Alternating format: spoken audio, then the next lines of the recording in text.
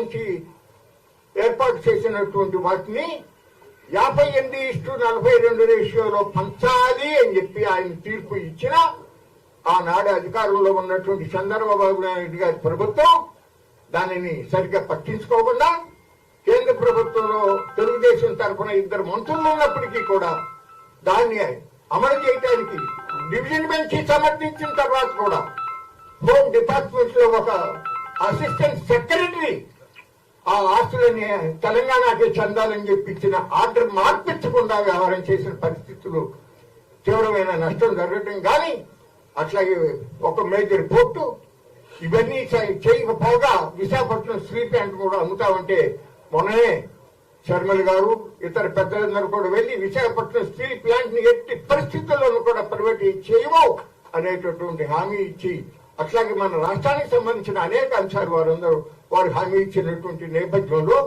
మనందరం కూడా వాటిని ప్రజల్లోకి తీసుకువెళ్లి మనం చైతన్యపరిచి ఖచ్చితంగా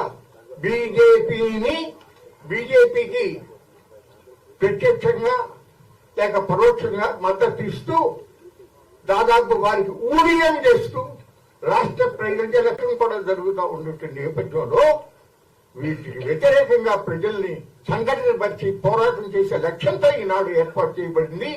మీ అందరి ముందు కూడా నోట్ ఇవ్వటం జరిగింది డీటెయిల్డ్ గా. ఇంగ్లీష్ లోను తెలుగులో కూడా ఉన్నాయి. వీటిపైన మీరు మీ యొక్క ఇంకా భాషల్లో ఫలానా విధంగా మార్పు చేస్తే బాగుంటుందండి, ఫలానా చేరిస్తే బాగుంటుంది అనేటటువంటి విషయాలు దయచేసి చెప్పండి. మన అందరి యొక్క ఆమోదంతో మనం ఒక తుది నిర్ణయానికి తుది ప్రకటన చేసుకుని మనం ప్రజల దగ్గరికి దాటిని తీసుకువెళ్దాము. అట్లాగే ఒక యాక్షన్ ప్లాన్ కూడా అవసరం. కేవలం మనం అనుకోవటమే కాకుండా ఈనాడు ప్రజలు కూడా సిద్ధంగా ఉన్నారు. ఇవాళ యాజిటీగా ఉన్న పరిస్థితుల్లో నిరాశావాదంతో జరుగుతూ ఉంది. కానీ ప్రజలలో మార్పు కోరుకుంటా ఉన్నారు.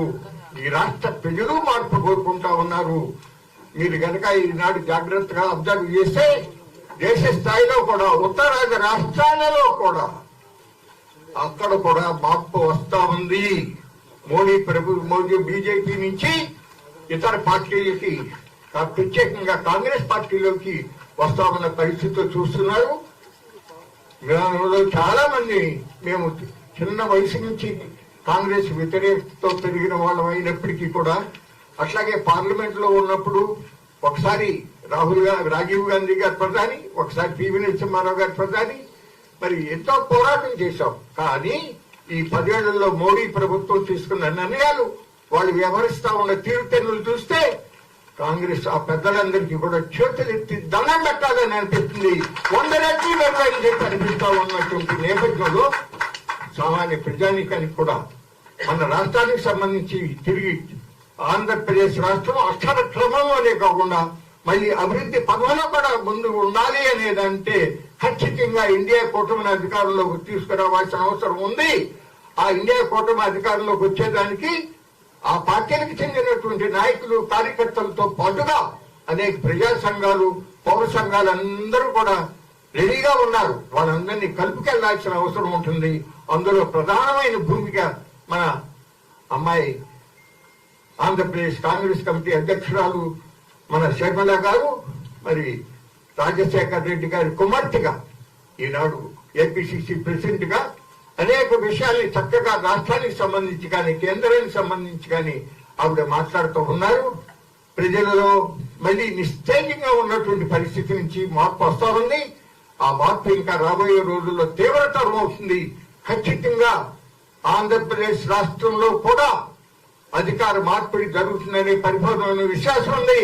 అట్లాగే కేంద్రంలో కూడా దాదాపు కుడి ఎడంగా దగ్గరగా వచ్చే పరిస్థితుల్లో మన ఆంధ్రప్రదేశ్ లో మనం ఎంతమందిని గెలిపించుకుంటే ఆ పార్లమెంట్ సభ్యులతో యొక్క కీలకమైన పాత్ర కూడా వాళ్ళ యొక్క ప్రాముఖ్యత కూడా ఉంటుంది. కాబట్టి మనం ఎన్నికలు ముగిసే వరకు కూడా విశ్రమించకుండా ప్రతి ఒక్కరూ ప్రతి రోజు ప్రతి క్షణం కూడా ఈ ఆశయ లక్ష్య సాధన కోసం కృషి చేయాలి అని చెప్పి మీకు మనవి చేస్తా ఉన్నాను.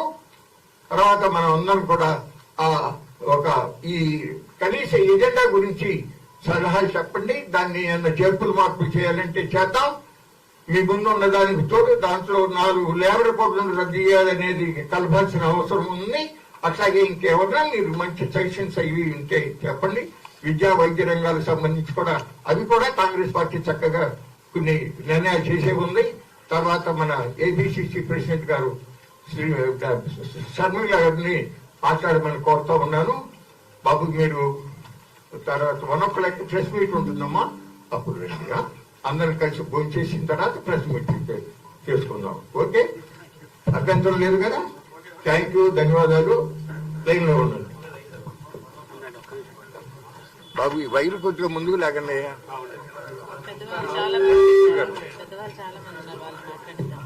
మీరు మాట్లాడిన తర్వాత రామకృష్ణ గారు శ్రీనివాసరావు గారు మాట్లాడతారు.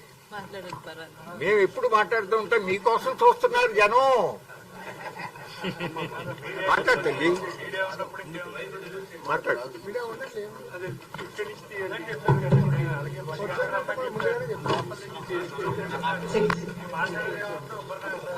మాట్లాడండి.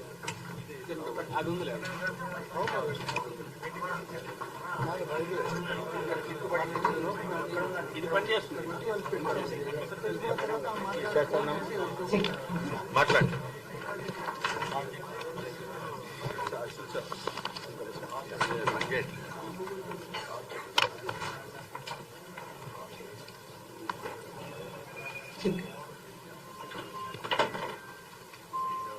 వేదిక మీద ఉన్న పెద్దలందరికీ అంటే శోభనాధీశ్వర రావు గారికి, సిపిఐ శ్రీరాములు రెడ్డి గారు, శ్రీరాములరావు గారికి, శ్రీనివాసరావు గారికి, రామకృష్ణారావు గారికి, చెలసాని అన్న గారికి, కపూర్ అన్న గారికి, ఇలా ఇంకా చాలా మంది ఉన్నారు. విజయరావు గారికి, లక్ష్మీనారాయణ రెడ్డి గారు, లక్ష్మీనారాయణరావు గారికి, అందరికీ కాంగ్రెస్ పార్టీ తరఫున మనస్ఫూర్తిగా నమస్కరించుకుంటున్నాం. ఇంతమంది మేధావుల మధ్య ఈరోజు నన్ను కూర్చోబెట్టారు. ఇది నాకు చాలా గర్వకారణం. నిజానికి నాకు ఈ అర్హత లేదు. కాంగ్రెస్ పార్టీ నమ్మి ఈ పెద్ద బాధ్యతను నా మీద ఉంచింది. మనస్ఫూర్తిగా కాంగ్రెస్ పార్టీ కోసమైనా ఇక్కడ ఈ వేదిక మీద ఉన్న ఈ పెద్దలందరికీ మాటిస్తున్నా, మన దేశానికి బీజేపీ మంచిది కాదు అన్న విషయం ఇటీవల కాలంలోనే చాలా మందికి అర్థమవుతున్న విషయం. ఎందుకంటే బీజేపీ నియంతృత్వ పాలనలో, నీతి లేని పాలనలో విలువలు దారుణంగా దిగజారిపోతున్నాయి. ఇది సరికాదు. ఇది రానున్న తరాలకు సరికాదు. ఈ ఎగ్జాంపుల్ సరికాదు. ఈరోజు మన దేశం ముందున్న అతిపెద్ద ఛాలెంజ్, సవాలు ఒక బీజేపీ పార్టీయో, ఒక బీజేపీ పేరో, ఒక ఆర్ఎస్ఎస్ కాదు. కానీ ఈ బీజేపీ పార్టీ సృష్టించిన ఉన్మాదం మన దేశానికి అతిపెద్ద ఛాలెంజ్. మతం పేరుతో విద్వేషాలని రెచ్చగొట్టి మనసులు మధ్య చిచ్చు పెట్టి వాళ్ళు లబ్ధి పొందాలని చూసుకుంటున్నారు. ఈరోజు ఇదే బీజేపీ పార్టీ స్వార్థ రాజకీయాల కోసం దేశంలోని అన్ని ఇన్స్టిట్యూషన్స్ ని వాళ్ళ సొంత అవుట్ఫిట్స్ లా మార్చేసి ఇన్స్టిట్యూషన్స్ ని కూడా భ్రష్టు పట్టిస్తున్నారు. ఇవన్నీ మన దేశం ఎదుర్కొంటున్న సవాళ్లు. మనం పోరాటం చేస్తున్నది సమయంతో. ఎందుకంటే ఇప్పటికే 10 సంవత్సరాలు అయిపోయింది ఈ బీజేపీ పార్టీ అధికారంలో ఉంది. ఇక ఇప్పుడు కూడా మనం ఏం చేయకపోతే సమయం దాటిపోతుంది, కీడు జరిగిపోతుంది. మనం పోరాటం చేస్తున్నది సమయంతో, మనం పోరాటం చేస్తున్నది రేపటి కోసం. రాజ్యాంగమేమో అందరూ సమానమే అని చెప్తుంది. ప్రతి మతము కూడా మనుషులందరూ ఒకటే అంటుంది. కానీ ఆర్ఎస్ఎస్ రాజ్యాంగం, బీజేపీ రాజ్యాంగం మాత్రం దీనికి విరుద్ధంగా ఉంది. మతం పేరుతో చిచ్చు పెట్టడం, ఆ మంటలో చలి కాచుకోవడం బీజేపీ పార్టీకి తెలిసిన రాజకీయం. ఇదే మనం చూసిన రాజకీయం. ఒక మతాన్ని అవమానించడం, ఇంకో మతాన్ని రెచ్చగొట్టడం, ఇదే చూసాం. ఒక గోత్రా అయితేనేమి, ఒక మణిపూర్ అయితేనేమి, ఇవన్నీ క్లాసిక్ ఎగ్జాంపుల్స్. ఇవన్నీ బీజేపీ పార్టీ కావాలని చేస్తున్నది. మరి ఇప్పుడు కూడా సమాజం మేలుకోకపోతే ఇంకా మనం ఎలా కాపాడుకుంటాం? బీజేపీ పార్టీకి వ్యతిరేకంగా ఎవరు మాట్లాడినా వాళ్ళ మీద కేసులు పెట్టారు, ఈడీని ప్రయోగిస్తారు, సిబిఐని ప్రయోగిస్తారు, ఐటీని ప్రయోగిస్తారు. అంటే వాళ్ళ సొంత బటులుగా వాళ్ళని వాడుకుంటున్నారు. ఈరోజు బీజేపీ పార్టీ ఎలా తయారైందంటే, బీజేపీ పార్టీలో ఉన్న వాళ్ళంతా క్రిమినల్స్ అయి ఉండి ఆ కేసుల నుంచి తప్పించుకోవడానికి, వాళ్ళని వాళ్ళు కాపాడుకోవడానికి బీజేపీలో చేరిన వాళ్ళు ఎక్కువ. ఇలా తయారైంది బీజేపీ పార్టీ. ఈ ఇన్స్టిట్యూషన్స్ అన్ని కూడా, ఆఖరికి ఎస్బీఐని కూడా చూసాం. ఒక సిబిఐ, ఈడీ, ఐటీలే కాదు, ఎస్బీఐ కూడా బీజేపీకి కొమ్ము కాస్తూ ఎలక్ట్రానిక్ బాండ్స్ లో విషయంలో వాస్తవాలను బయట పెట్టండి అంటే ఎన్ని చుట్లు తిరిగిందో, ఎస్బీఐ కూడా బీజేపీని ఎలా కాపాడాలనుకుందో ఇటీవల కాలంలోనే ప్రత్యక్షంగా చూసాం. బీజేపీ చేసిందల్లా ఈ 5 సంవత్సరాలలో అరాచకం. ఈరోజు దళితులకు గాని, ఎస్టీలకు గాని, మైనారిటీలకు గాని, ఇలా అట్టడుగున్న వర్గాలలో ఏ ఒక్కరికి భరోసా లేకుండా పోయింది, సెక్యూరిటీ అనేది లేకుండా పోయింది. పోయి ఇంత భారతదేశం అన్నా బాగుందా, అభివృద్ధి జరిగిందా, ఆర్థికంగా బలపడిందా అంటే India as a developing nation in the natural scheme of things grow అయిందే తప్ప బీజేపీ చేసింది ఏమీ లేదు. ఇంకా బీజేపీ ఏదైనా చేసింది అంటే అదానీలకు, అంబానీలకు భారతదేశ సంపదను దోచిపెట్టడం. ఇదే రాష్ట్రంలో, మన రాష్ట్రంలోనే చూస్తున్నాం. గన్నవరం పోర్టు, రాజశేఖర రెడ్డి గారు గన్నవరం పోర్టు ప్రభుత్వ వాటా ఎంతైతే ఉందో ఆ ప్రభుత్వ వాటాన్ని కాపాడటమే కాదు, మళ్ళీ గన్నవరం పోర్టు ప్రభుత్వానికే చెందాలి అని 30 ఏళ్ల అగ్రిమెంట్ చేస్తే, ఆ 30 ఏళ్లలో 15 సంవత్సరాలు అయ్యేపోతే ఇంకో 15 సంవత్సరాలలో మళ్ళీ గన్నవరం పోర్టు ప్రభుత్వం చేతికే వచ్చే అవకాశం ఉంటే, ఇక్కడున్న జగనన్న గారు, ముఖ్యమంత్రి గారు జగన్మోహన్ రెడ్డి గారు చీప్ గా, చాలా తక్కువ ధరకి, కేవలం 6,500 కోట్లకు వాల్యుయేషన్ వేశారు. అతి తక్కువ ధరకి బీజేపీ మెప్పు కోసం అదానికి ఇచ్చేశారు. ఇలా ఒక గంగవరం పోటే కాదు, ఇలా ఏది చూసుకున్నా రాష్ట్రంలో జరుగుతున్నది ఇదే. ఇటీవల కాలంలో విశాఖ స్టీల్స్ అటువైపు వెళ్ళడం జరిగింది. అదైతే దారుణమైన పరిస్థితి.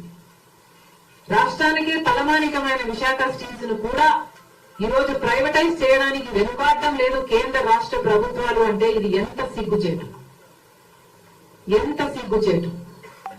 ఇక్కడ కొనుక్కోబోయే వాళ్ళు ఎవరో పెద్ద రహస్యం ఏమీ కాదు, ఇది బహిరంగ సీక్రెట్.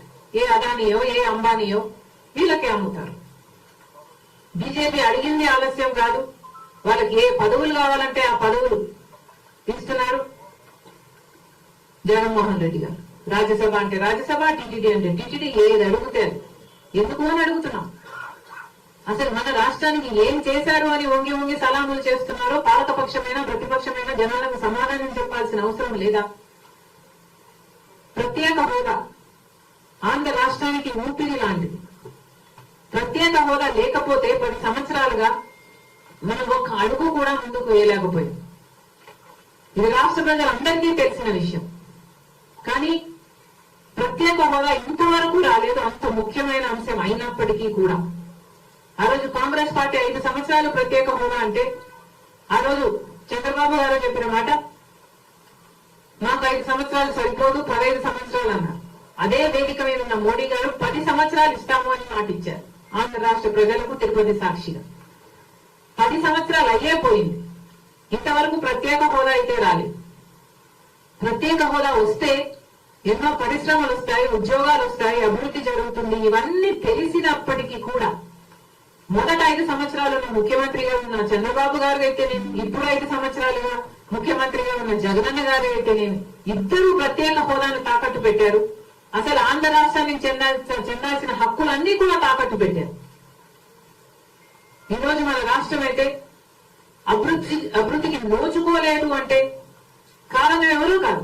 ఒక పక్క పాలకపక్షం, ఒక పక్క ప్రతిపక్షం. అసలు ఊసే లేకుండా చేశారు. ప్రత్యేక హోదా అన్న ఊసే లేకుండా చేశారు.